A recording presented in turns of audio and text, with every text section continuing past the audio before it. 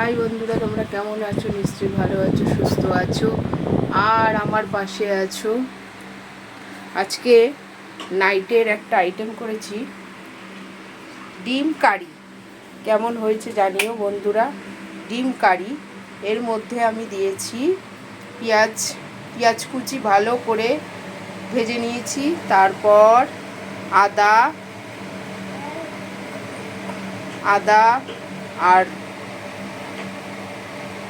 রসুন, কাঁচা লঙ্কা, tomato paste করে তেল দিয়ে তারপরে তার মধ্যে পেঁয়াজটা লাল লাল করে ভেজে পেস্টটা দিয়ে দিয়েছি।